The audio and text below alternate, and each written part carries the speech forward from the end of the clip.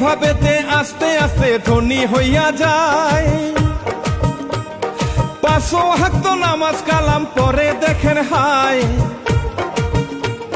শ্বশুর বলে গোবরেতে পদ্ম ফুটেছে, এইটা আমার জামাই না তো নিজেরও ছেলে। চেয়ারম্যান সাহেব খবর রাখে রে, মেয়ের জামাই খুবই ভালো রে। চেয়ারম্যান সাহেব খবর রাখে রে।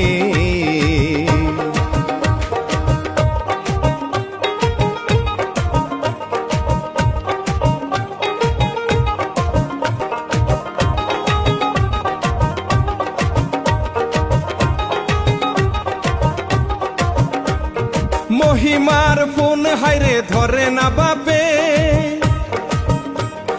জামাই শ্বশুর তার উপরে নির্যাতন করে। ফোন হাইরে ভেঙ্গে ফেলে শ্বশুর মিয়া, জামাই কিন্তু বাবার কথা যাই গো শুনিয়া। বাবা বাবা বেশি করলে রে, লাথি দিয়া বাহির করব রে। বাবা বাবা বেশি করলে রে।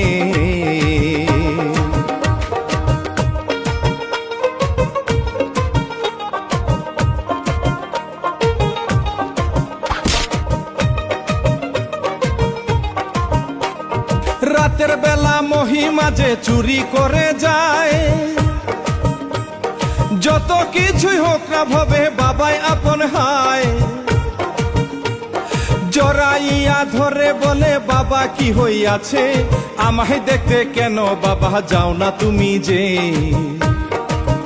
বলে বাবা তোমার শ্বশুরে রে, আমার জমিন লেখা নিছে রে। বাবা তোমার শ্বশুরে রে।